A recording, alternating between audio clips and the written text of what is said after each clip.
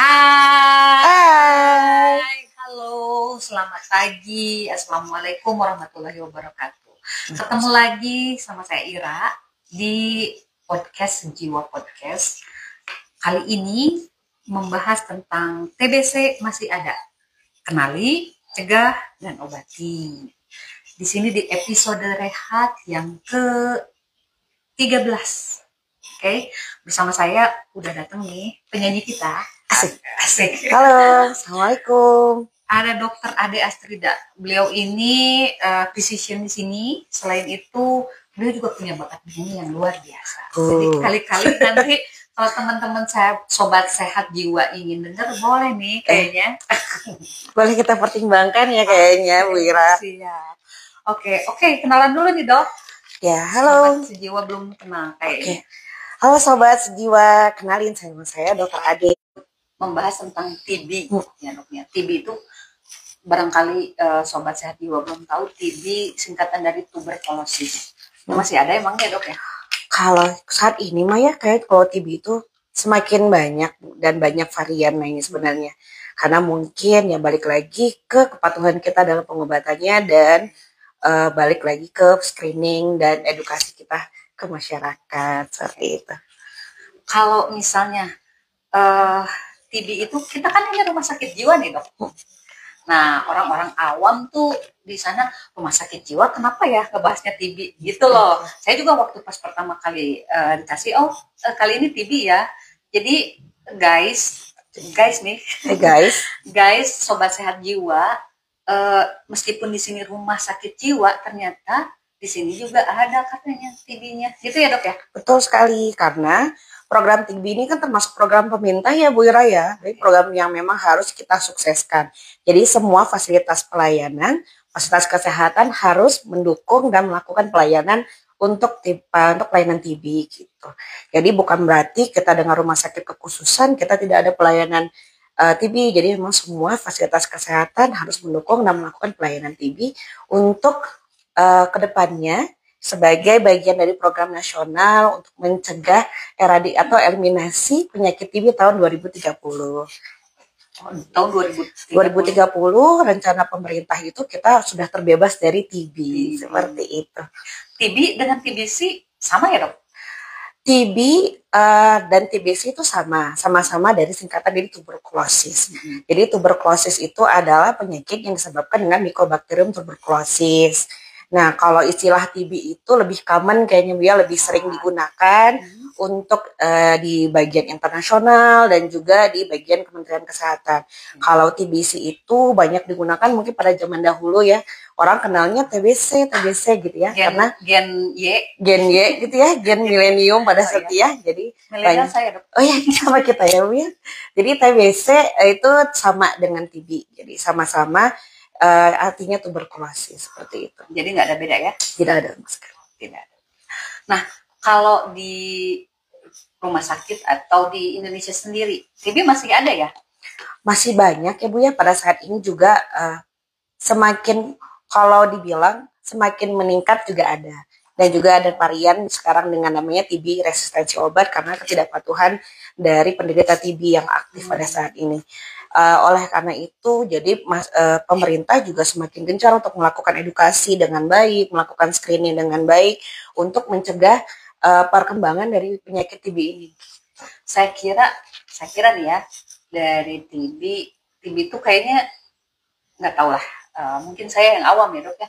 Saya kira sekarang sudah beralih sama kayak yang penyakit yang DM kayak gitu. Ternyata TB masih ada yang menghantui di belakang itu semua. Betul. Jadi bahkan penyakit TB itu juga menjadi penyakit tambahan untuk para orang dewasa ini yang juga memiliki penyakit kronis seperti diabetes dan hipertensi karena kan kemungkinan daya tahan tubuhnya semakin menurun sehingga lebih mudah untuk tertular penyakit TB gitu karena termasuk bagian golongan rentan seperti itu Bella. Ngomong-ngomong masalah tertular tadi ya Dok, tertular sama penyakit TB itu kita bisa di mana aja Dok? Kalau TB ini ya Bu ya termasuk airborne transmission, jadi termasuk penularan melalui udara. Jadi bukan berarti wah ini satu ruangan nih takut nih gitu ya. Jadi perbedaannya kalau transmission airborne transmission emang ya merupakan penularan dari udara. Jadi dengan jumlah partikel yang sangat kecil, tetapi untuk bisa tertular ke diri kita itu berkembangnya tuh lama, bisa mingguan sampai dengan bulanan. Kalau kita sih ya ini yang ditakutkan pada penderita TB aktif itu masalah sosioekonomi nih, karena dia takut nih, wah TB jadi banyak dikucilkan gitu. Padahal mah tidak seperti itu ya, sahabat jiwa ya, bukan berarti pasien TB harus kita kucilkan, karena dengan pengobatan yang baik, dengan ventilasi udara yang baik dan menjaga pola hidup yang baik, mah insya Allah mah tidak akan menularkan ke orang yang sekitarnya seperti itu. Jadi jangan ya Dek ya, jangan sekali-kali mengucilkan seseorang karena penyakitnya, karena dia tuh udah sakit. Ketika dia berusaha untuk sembuh, kita justru harus mendukung ya Dok ya. Betul sekali, jadi harus mendukung dengan pengobatannya karena TB pasti sembuh. TB, oke, itu ya jargonnya, TB pasti sembuh. Seperti itu. Nah kalau misalnya gitu, tadi kan nularnya lewat airborne. Kalau ada yang awam nih, kan rata-rata dia TB gitu. Kita tentu ada ketakutan atau kecemasan ketika seorang yang dekat dengan lingkungan kita dia misalnya TB.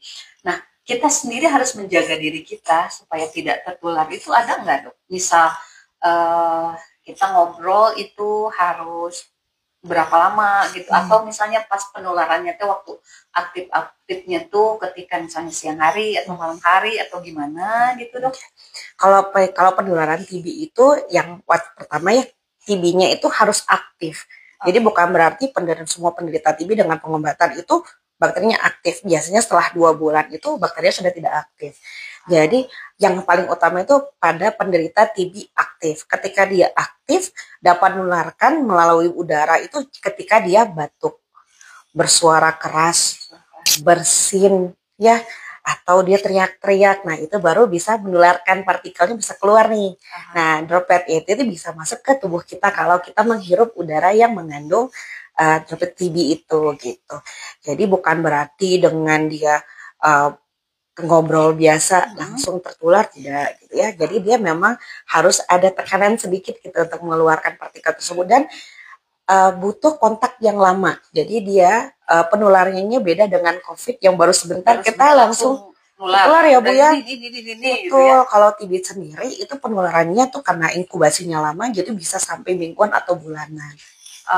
Jadi nggak semerta-merta ketika kita sudah kontak dengan pasien yang sedang aktif misalnya, terus tiba-tiba kita langsung aja. Itu juga tergantung kitanya nggak sih Dok? Maksudnya tuh gini, masing-masing personal, masing-masing seseorang itu punya daya tahan tubuh yang berbeda nih. Aku nih misalnya ketemu bersama dia udah lama ngobrol sekian lama, tapi bisa asik-asik aja. Nih ada yang lain, misalnya si B atau si C ngobrol sebentar, nggak taunya beberapa bulan kemudian ternyata dia kena juga gitu. Dia gitu. Kena misalnya gitu. Jadi berpengaruh nggak? Betul. Jadi sebenarnya Bu, kalau misalnya untuk penularan TB itu ada namanya faktor resiko laten. Jadi misalnya untuk faktor resiko yang rentan biasanya untuk anak-anak gitu ya, untuk usia lanjut, ibu hamil, karena daya tahan tubuhnya rendah, mungkin lebih cepat untuk tertular. Tapi untuk dewasa muda biasanya itu tidak cepat gitu ya, kecuali memang kontak terus-menerus dalam waktu yang lama dengan udara yang tertutup, dengan ventilasi yang tidak baik, ataupun dengan penderita TB-nya tidak menjaga untuk memakai masker gitu Bu, atau dia tidak menjaga etika batuknya, maka itu lebih mudah tertular. Tapi tetap harus dipertimbangkan kalau penderita TB itu baru bisa menularkan ketika memang untuk waktu yang lama. Jadi untuk ngobrol sebentar itu seperti tidak mungkin. Gitu. Kalau makan tidak ada masalah karena seperti alat makan atau semua itu sabatan tangan itu tidak akan menularkan TB.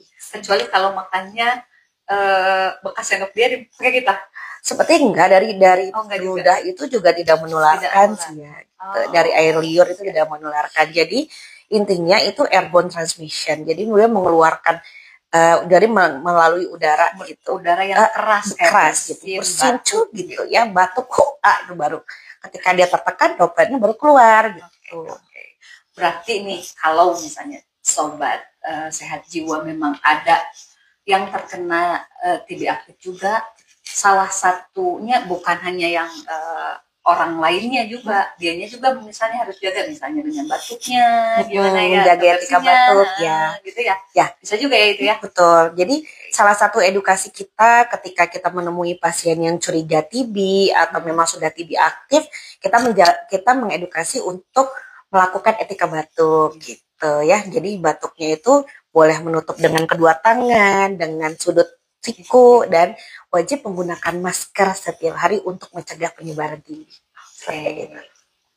Sekarang nih, guys, tadi kan udah dijelasin ya bahwa TB tuberkulosis itu memang ada Mycobacterium tuberculosis dan memang ada di si pembawa penyakit gitu ya, membawa penyakit tersebut. Dia bisa menular melalui airborne transmission, di mana dia bisa tertular itu ketika satu melalui tekanan yang cukup kuat dari si yang punya penyakitnya, misalnya dengan bersin atau batuk, itu bisa keluar tuh si Mycobacterium tuberculosisnya, ketemu sama orang-orang di mana itu orang itu ada yang sehat, ada yang lagi sakit, ada yang imunnya lagi baik, ada yang tidak.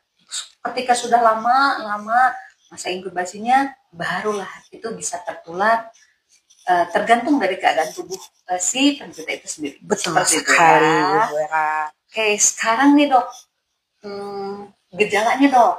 Soalnya kadang-kadang ada yang punya pemikiran begini nih, sakit TB itu sama dengan kurus. Atau kadang-kadang gini nih, orang yang kurus, wah jangan-jangan lu TB nih. Ini ada yang jatuh. Oke. Kurus lu TB tuh kayaknya kurus harus periksa nih gitu. Kadang-kadang nggak gitu ya. Iya ya. Jadi stigma juga itu. Jadi stigma kurus tuh langsung TB gitu ya Bu ya. Sebenarnya yang harus diwaspadain yang pertama tuh batuknya Bu. Jadi bukan karena kurusnya ya, bukan berarti kurus. Siapa tahu dia diet ya Bu untuk mencapai berat badan ideal. Benar ya Bu ya. Jadi bukan dari penurunan berat badan. Jadi penurunan berat badan yang lama signifikan secara lebih 2 bulan atau dengan yang paling utama itu batuk. Kalau udah batuk lebih dari 2 minggu, kita harus waspada untuk mencurigai apakah kita itu apakah itu bisa tertular kuman TB atau mungkin karena dari sekitar atau anggota keluarga kita mungkin ada yang terkena TB dan kita menjadi orang terdekatnya penderita TB itu, dan kita tuh mengalami gejala seperti berat badan yang menurun signifikan selama 2 bulan, terus dengan batuk yang lebih dari 2 minggu, batuknya itu aktif mengeluarkan dahaknya bisa berulang, warnanya sampai hijau gitu ya Bu ya. Dan terkadang karena sering batuknya itu bisa mengeluarkan darah gitu Bu ya. Kalau dulu ya, zaman dulu ya, wah batuk darah, wah itu curiga TB ya, gitu ya. Ya, apalagi kalau di sinetron udah batuk darah udah sebentar lagi meninggal. Ya gitu ya Bu ya. Padahal nggak gitu loh. Nggak gitu. Betul, dan juga berkeringat pada malam hari itu biasanya harus diwaspadain gitu. Keringat di malam hari itu kalau misalnya dia melakukan aktivitas atau tidak dok? Tidak. Ya, tidak dalam aktivitas ya. Jadi memang dia frekuensinya atau jumlahnya sangat banyak, terutama pada malam hari. Sampai basah gitu. Sampai basah gitu. Tapi kalau misalnya basah, udah olahraga, itu mah bukan ya. Bukan ya, sahabat jiwa bukan. Mentang-mentang keringetan nih malam hari, udah nge-gym nih, basah aku keringetan, aku beda itu. Bedanya itu. Iya, beda. Siap. Jadi yang paling utama itu batuk lama ya. Betul. Lebih dari 2 minggu. Jadi sobat muda, kalau misalnya ada teman, ada keluarga, atau dirinya sendiri, kayaknya cek dulu deh dirinya sendiri. Gua ada batuk lama nggak ya? Tapi jangan juga sampai cemas berlebih. Ini gua kok batuk baru 2 hari, kayaknya udah 2 minggu deh. Jangan juga seperti itu. Kita coba lihat pertama kita batuk kapan, nanti kan biasanya ada waktunya ya dok ya. Sekarang misalnya sakit tenggorokan, terus 2 hari kemudian oke batuk, nanti seminggu biasanya udah lumayan. Betul. Nah kalau misalnya udah 2 minggu terus-terusan batuk, terus tuh sekretnya banyak, sekret itu dahak yang dikeluarkan itu ada sampai misalnya hijau, sampai nanti kalau misalnya itu ada sedikit darah, nah itu yang harus diperhatikan, itu merupakan gejala. Terus ada misalnya penurunan berat badan, itu udah harus aware, harus waspada. Dari situ ketika seperti itu, ayo kunjungi fasilitas kesehatan terdekat. Jadi kalau misalnya klinik ada yang terdekat, silakan, atau puskesmas silakan ke fasilitas terdekat, termasuk RSC. Oke, termasuk RSC. Ingat ya, RSC juga ada itu Quality, karena kita juga peduli sama program nasional pemerintah. Diharuskan untuk mensukseskan program nasional pemerintah. Dan TB ini merupakan salah satu program nasional. Ya, dok, ya? Betul sekali. Oke, lalu, nah ini nih, TB kadang-kadang suka kedengar gini nih, saya mah TB kelenjar, ini mah bukan, ini mah TB paru. Nah kalau TB itu memang apakah hanya ada di paru atau ada di yang lain? Oke, TB itu tidak hanya menyerang paru, jadi ada namanya TB ekstra paru. TB ekstra paru itu ada di banyak nih, termasuk organ-organ di tubuh kita, termasuk kelenjar, otak, kulit. Ada kulit juga ya? Ada kulit, reproduksi wanita, bahkan TB tulang juga ada. Jadi TB tulang saya pernah dengar, tapi TB di reproduksi wanita saya belum pernah dengar. Sangat jarang, tapi kalau TB kelenjar itu paling banyak pada anak-anak. Pada anak-anak kebanyakannya. Cuma kalau untuk dewasa banyak sih ya kalau organ-organ tertentu. Jadi sebenarnya TB ini kan lebih suka dengan oksigen. Gitu. Kenapa banyak di paru? Karena dia suka oksigen. Betul, bakteri ini dia suka dengan oksigen, dan oksigen itu kan adanya di seluruh tubuh kita, bukan hanya di paru. Walaupun utamanya di paru, makanya kebanyakan TB ini adanya di paru. Tetapi ada TB ekstra paru, jadi di luar paru, bisa kemungkinan di otak, kelenjar, ginjal, hati, tulang, bahkan kulit, seperti itu. Itu tuh asalnya memang dia TB paru, atau misalnya dia ketika kena itu bakterinya kenanya di kelenjar, atau misalnya lanjutan dari TB paru baru ke yang lain, atau enggak? Ya. TB ekstra paru bukan berarti dia harus TB paru, ya, gitu. Jadi bisa aja dia bakterinya itu berkembang di organ tersebut. Jadi bukan, tapi untuk eliminasi, untuk memilah apakah pasien ini adalah TB paru atau TB ekstra paru, tetap dibutuhkan pemeriksaan ronsen torak untuk melihat, oh ini ada penebalan kelenjar. Ketika diperiksa ternyata termasuk bakteri tahan asam, oh kita curiga, oh berarti TB kelenjarnya itu pembesaran kelenjarnya itu diakibatkan oleh bakteri TB, seperti itu. Maaf, soalnya saya nih, pemikiran saya, kalau misalnya TB itu di ekstra paru, itu asalnya dari paru, dia jalan-jalan si kumannya. Pemikiran saya sih seperti itu. Ternyata saya salah ya Sobat Jiwa. Jadi memang itu tergantung aja nanti si bakterinya itu dia menyerang kemana. Ketika dia menyerang di luar paru, oke lah, jadi akan terjadi si kayak TB kelenjar ekstra paru tersebut. Nah, caranya dengan melihat bakteri tahan asam tadi ya dok. Betul, jadi namanya pemeriksaan bakteri tahan asam, karena sifat bakteri ini emang adalah tahan asam, seperti itu. Oke. Tadi udah disinggung sedikit tentang TB ini bisa sembuh berapa lama nggak dok? Kalau pengobatan TB, termasuk TB paru ya Bu ya, pengobatannya itu selama 6 bulan. 6 bulan ya? 6 bulan. Kenapa? Orang lama ya 6 bulan gitu ya Bu ya. Karena sifat bakteri ini yang memang unik, karena dia termasuk bakteri yang bandel ya. Jadi untuk mengeliminasinya aja kita tidak hanya butuh satu antibiotik ya. Kita kan punya combine.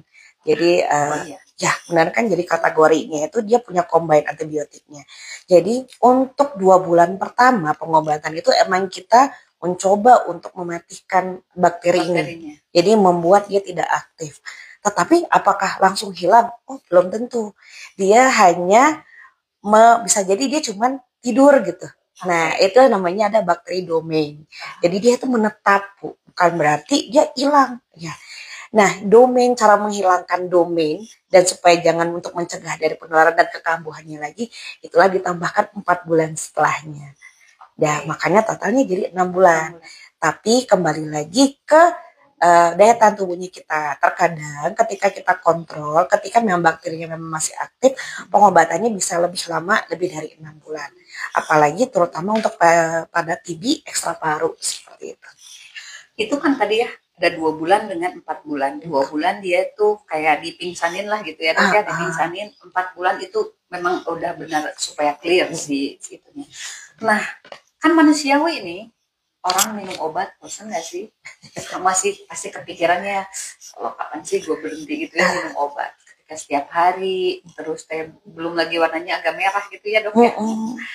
Terus kan kadang kalau kita minum antibiotik aja, urin kita agak sedikit berbeda ya baunya seperti itu. Mungkin ada ketidaknyamanan yang akhirnya setelah 2 bulan itu kayaknya udah ngerasa sehat nih gue gitu. Berhenti. Nah itu gimana kalau misalnya seperti itu? Ya, kalau untuk pengobatan TB-nya tetap harus 6 bulan. Jadi jangan sampai terputus. Kalau dia terputus di bawah 12 jam nih, misalnya kita lupa nih, harusnya minum pagi. Baru ingatnya malam, minum segera gitu ya pada saat itu. Tapi kalau lebih dari 12 jam, misalnya udah pergantian hari, dihitung lagi jadi hari yang memang terlewat itu gitu ya. Tapi kalau udah lebih dari 24 jam, lapor aja kembali ke PoliTB. Jadi kita punya sebagai pendamping minum obat. Dan kita juga sebagai pengawas minum obat ya Bu ya. Lapor, kita juga akan memberikan nomor kontaknya kita kepada penderita sampai TB. Segitunya ya dok? Ya, karena untuk mensukseskan, mengeliminasi TB ini, sebagai pengawas obat kita tuh sangat ketat. Gitu. Sebetulnya luar biasa ya dok. Iya, kita betul. Sangat memperhatikan itu, sangat memperhatikan. Gitu. Betul, karena memang kita dengan pencegahan TB ini kan kita berusaha supaya generasi selanjutnya itu menjadi generasi emas. Generasi sehat ya. Generasi sehat. Jiwanya juga, mentalnya juga, sama fisiknya juga. Fisiknya juga. Siap. Oke. Nah, tadi sih sebetulnya kita udah ngobrol tentang pencegahan ya, pencegahan dari ini. Ada lagi nggak dok? Selain cara tadi batuknya kita dijaga, terus bersihnya juga dijaga, terus kitanya juga pola hidup sehat kali ya kita. Sekarang lagi ramai semua pada lari tuh. Semua pada lari, FOMO semuanya pada lari, tapi nggak apa-apa selama itu baik. Why not ya dok? Iya betul. Jadi sekarang tuh kayaknya bagian olahraga lagi sibuk-sibuknya ya Bu ya, banyak pindah ya dari tenis, padel, ada gitu ya. Jadi, tapi kita seneng aja dong. Kita seneng aja ngeliat aja ya. Ngeliat saja gitu. Jadi kalau untuk penjagaan TB itu sendiri, yang paling untuk penderita TB yang diutamakan itulah menggunakan masker. Menggunakan masker, melakukan etika batuk, dan juga menjaga pola hidup yang sehat. Sebagai kita, keluarga, untuk yang penderita TB ini, kita harus pastikan penderita TB ini minum obat secara teratur, itu yang utama. Nah yang kedua, tidak membuang dahak sembarangan, itu bagian dari etika batuk, gitu ya Bu ya. Betul. Dan menjaga ventilasi udara, karena dia tidak suka dengan ventilasi yang tertutup, gitu. Itulah kita harus punya ventilasi udara yang cukup terbuka, seperti itu. Oke, ini kita live ada di IG, ada di TikTok juga. Kalau teman-teman IG atau teman-teman TikTok di sini ada yang ingin bertanya atau misalnya berkonsultasi, boleh ya, tinggal di sini aja. Boleh. Tinggal komen atau di chat boleh. Kalau misalnya gini dok, di keluarga ternyata memang ada satu orang kita misalnya yang terkena, itu harus cek semuanya nggak kayak dulu COVID? Betul. Jadi karena ini dia airborne transmission, jadi namanya kita kontak tracing. Juga kita dulu waktu COVID juga kontak tracing. Betul. Jadi kita satu keluarga terdekat, karena otomatis keluarga itu pasti bakal kontak tidak waktu dekat, pasti waktu yang lama. Betul. Ya. Jadi kontak terus menerus, dicurigai pasti bakal kemungkinan orang yang terdekat yang bisa kemungkinan tertular penyakit TB ini. Kita akan melakukan kontak tracing untuk para keluarga terdekat. Yang serumah aja ya? Yang satu rumah. Yang satu rumah, jadi nanti akan di ronsen, pemeriksaan penunjang, diwawancara ada keluhan atau tidak, untuk mengeliminasi apakah benar ini keluarganya ada curiga ke TB aktif atau tidak. Ketika ternyata hasilnya negatif, maka dari pemerintah juga akan memberikan terapi pencegah TB atau namanya kita TPT. Jadi yang selingkungannya juga betul, berobat. Tapi yang diberikan tuh kepada yang memang resiko berat gitu, yang rentan bakal tertular seperti anak-anak, usia lanjut, ibu hamil. Oleh karena itu nanti dari pengawas obat, kita sebagai pengedukasi obat dan pengawas obat, kita akan melakukan edukasi kepada keluarga. Saya tertarik dengan anak-anak yang merupakan dia rentan ya untuk rentan tertular. Nah, kalau kayak kita ini, bukan saya sih sebetulnya karena anak saya udah besar ya dok. Kita nih ibu-ibu yang punya anak paruh balita, di mana kita juga bekerja, kita otomatis membutuhkan pendamping anak. Kita juga ingin, kan nggak mau kita juga anak kita malah kan jadi sakit ya, malahkah sudah bisa ya. Ini enggak sih kalau misalnya yang ngasuh atau yang itu tuh kita coba cek dulu itu perlu nggak sih, atau itu hanya ketakutan kita aja? Kalau memang tidak dicurigai, tidak ada gejala misalnya, atau salah satu anggota terdekat kita misalnya Bu ya, jadi misalnya suami atau anak kita tertular TB atau dari mana, mungkin ya itu bagian termasuk pengasuh, itulah bagian dari kontak tracing karena dia orang yang juga kontak terus menerus kepada penderita TB anak kita gitu. Jadi kalau emang anak kita nih curiga TB dan mau udah didiagnosa TB, termasuk pengasuhnya menjadi kontak tracing. Saya bukan ke situ maksud saya. Kalau kita mau ngambil pengasuh nih, pengasuhnya perlu dicek dulu nggak sih? Gitu. Kayaknya ketakutan semua ibu ya kayaknya ya. Nah, itu loh. Kalau memang tidak ada gejala ke arah tersebut sih sepertinya tidak usah ya Bu ya. Kecuali memang misalnya ibu mengambil pengasuh yang di keluarganya ternyata ada yang penderita TB. Nah itu mungkin kita menjadi kewaspadaan apakah ibu apakah sudah dikontrak tracing gitu ya. Cuman kalau memang misalnya tidak ada kontak dengan penderita TB dan tidak mengeluarkan gejala TB, nah tidak perlu dikhawatirkan. Inilah yang menjadi efek sosial Bu. Jadi yang ditakutin oleh masyarakat ya, kalau kenapa penderita TB banyak putus obat karena takut dikucilkan oleh masyarakat. Jadi bukan, saya mah tidak gitu. Jadi lama-lama kelamaan kebanyakan yang penderita TB aktif itu jadinya putus obat karena efek sosioekonomi tersebut. Gitu. Siap. Tadi di sesi-sesi pertama kita udah ngobrol tentang poliklinik TB di Rumah Sakit Jiwa Provinsi Jawa Barat. Itu udah ada sejak kapan ya dok? Udah lama, jadi Poli-TB itu selalu aktif ya Bu, tapi kita tuh harinya cuma hari Rabu. Setiap pasien, kalau kita kan poli umum tuh selalu buka setiap hari kerja, dan bahkan kalau dari IGD juga bisa. Ketika memang dari poli umum dicurigai arahnya ke TB, maka diarahkan ke Poli-TB. Gitu, dari Poli-TB itu nanti kita akan mewawancara kembali pasien dan keluarganya, dan juga melakukan pemeriksaan penunjang yang dibutuhkan oleh untuk mendiagnosa apakah benar TB atau tidak. Itu silakan datang ke RSC Sahabat Jiwa. Oke. Datang ke RSC hari Rabu. Udah ada ya Poli-TB-nya. Nah, kalau untuk pendiagnostikan sendiri tuh, penunjang diagnostik ya, namanya penunjang ya, untuk menunjang tegaknya diagnosis gitu ya. Itu apa aja ya? Bisa dari lab darah, terus yang utama itu ronsen dan juga pemeriksaan BTA. Jadi bakteri tahan asam gitu ya. Jadi bisa kalau bakteri tahan asam itu bisa menggunakan TCM atau nanti namanya ada tes tuberkulin. Kalau anak-anak tuh tahu namanya mantok tes ya, Terus semua kan anak-anak sudah ada di mantok tes untuk melihat tuh TB atau enggak, atau namanya sekarang pemeriksaan IGRA. Saya baru dengar itu. Ya. Oke, kalau ini bisa umum, bisa BPJS, atau harus rujukan, atau harus bayar, atau gimana sih dok? Ya, semuanya gratis. Oh gratis? Iya, semuanya gratis. Jadi tidak perlu khawatir untuk Sobat Jiwa ya, semua pemeriksaan gratis karena ini masuk ke bagian program pemerintah. Jadi jangan khawatir, semuanya ditanggung oleh pemerintah. Masih Hanya dengan no. menggunakan KTP. Oh, KTP. Jadi pokoknya sekarang mah gini deh, mulai aja periksa dulu diri sendiri. Saya ada batuk enggak 2 minggu lebih. Kalau misalnya memang ada, nanti kalau misalnya pas hari Rabu datang ke sini, di mana Politb-nya itu adanya di hari Rabu. Udah daftar, nggak usah bawa apa-apa, tinggal KTP aja. Boleh sih bawa uang kalau misalnya mau jajan di kantin.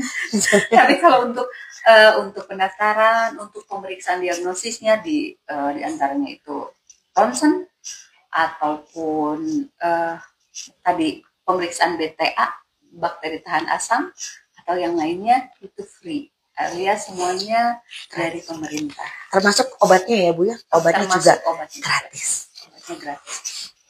Kalau tadi nih yang sudah berhenti itu harus lanjut lagi, misalnya gini, si A ini dia udah berobat 2 bulan, udah 2 bulan dia berhenti. Apakah dia berobat lagi tinggal 4 bulan nambahin, atau ternyata kita tes lagi nanti nambahin lagi, ada nambahin lagi gitu. Apakah terus obatnya apakah sama? Ya. Gimana? Nah, kayak ditakutin nih kepada pasien yang memang penderita TB aktif dan putus obat, yang kita takut itu ada resistensi obat, efek sampingnya ya. Maksudnya efek dari tidak kedisiplinan tidak menggunakan obat itu, jadi obat yang kita berikan itu udah kebal nih bakterinya, yang namanya resisten obat. Nah, termasuk jadi sekarang itu namanya TB-RO, TB tuberkulosis dengan resistensi obat. Itu obatnya berbeda lagi Bu dengan dibandingkan yang sebelumnya gitu ya. Itulah yang kita takutkan, jangan sampai pasien-pasien dengan penderita TB ini menjadi TB resistensi obat. Jadi ketika memang putus obat, nanti akan dilakukan pemeriksaan lagi Bu dari awal. Apakah memang bakterinya ini sudah tereliminasi ya, atau dia terjadi ternyata ketika dia dicek ternyata ada resistensi obat nih setelah berhenti gitu. Jadi nanti obatnya akan diubah kembali sesuai dengan pedomannya kita. Jadi resisten itu sebetulnya si bakterinya udah nggak bisa sama si obat yang itu. Betul. Gitu ya, karena dia udah kayak, kalau kita mah udah kayak punya shield gitu loh, gitu ya, kayak udah punya perisai di mana ketika obat tersebut sudah diberikan udah gak bakalan mempan lagi. Jadi harus coba obat yang lain untuk nyerang si bakteri yang beli ini. Kok beli sih? Maksudnya kan tahan banget gitu ya. Bakterinya sangat uniknya karena dia bandel gitu ya Bu ya. Bandel kamu ya. Bandel kamu ya.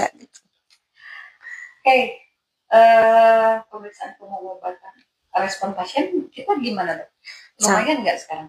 Alhamdulillahnya sampai sejauh ini mah bagus, baik ya kita mah, karena kita mengedukasinya dengan baik dan saat semua sejauh ini sih baik-baik aja, tidak ada yang komplain Ibu, alhamdulillahnya, karena kan memang semuanya ditanggung oleh pemerintah dan tidak dipungut biaya apa-apa.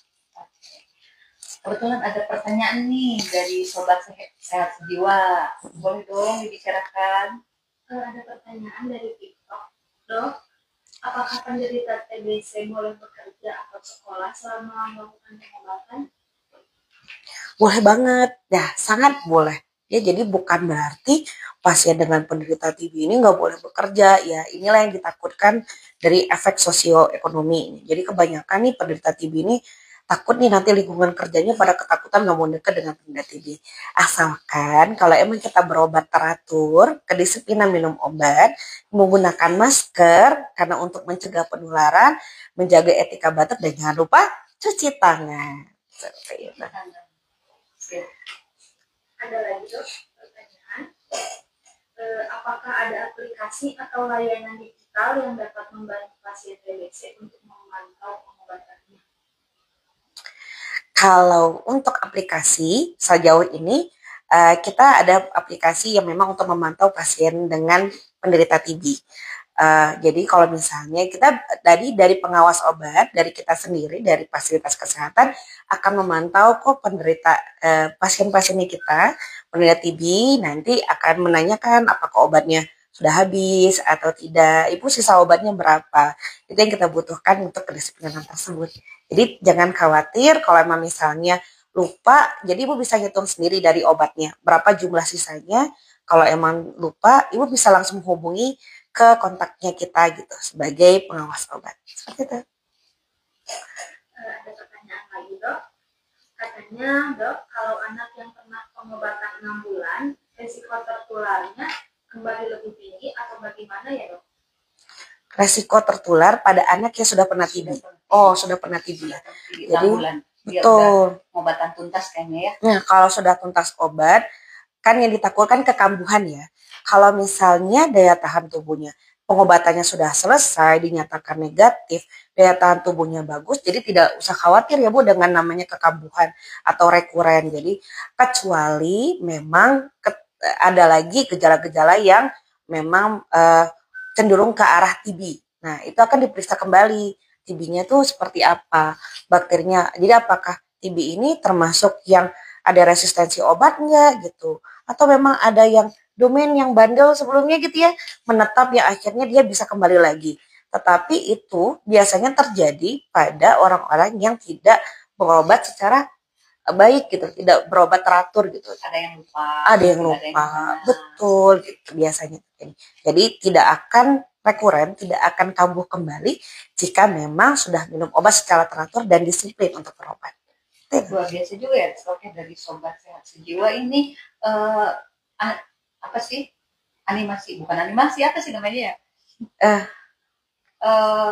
Luar biasa tanggapannya gitu. Betul. Tanggapannya tentang TB ini. Betul. Saya kira nggak bakalan seperti ini, ternyata banyak juga pertanyaan yang ada. Ya, jadi sekarang untuk mencegah efek dari sosial ekonomi juga kita sekarang itu Indonesia itu punya komunitas TB. Jadi teman-teman juga bisa bakalan ketika memang takut nih. Nah, komunitas TB itu suka datang nih menanyakan gimana kondisinya. Jadi untuk memberikan semangat pada teman-teman dengan penderita TB untuk berobat secara teratur karena harus yakin TB itu pasti sembuh. Terakhir nih kita udah mau sesi penutup 30 menit ini. Di belakang udah lambai-lambai. Tantangan terbesar menurut dokter, tantangan terbesar dalam mengatasi TB ini apa ya? Kita khususnya. Kalau untuk penderita TB itu sendiri sih, kalau saya tantangan terbesar itu ada kedisiplinan minum obat. Ya, itu mah ya. Kalau ke keluarga adalah sebagai pengawas minum obatnya. Karena kan tetap harus butuh dukungan keluarga, support keluarga untuk mengingatkan pada penderita TB ini untuk berobat secara teratur. Bukan berarti kayak kita ya Bu ya, kita rumah sakit khusus, bukan berarti rumah sakit khusus pasien jiwa nggak pernah ada TB. Ya kita juga ada ya Bu pasien dengan TB tapi juga berobat enggak.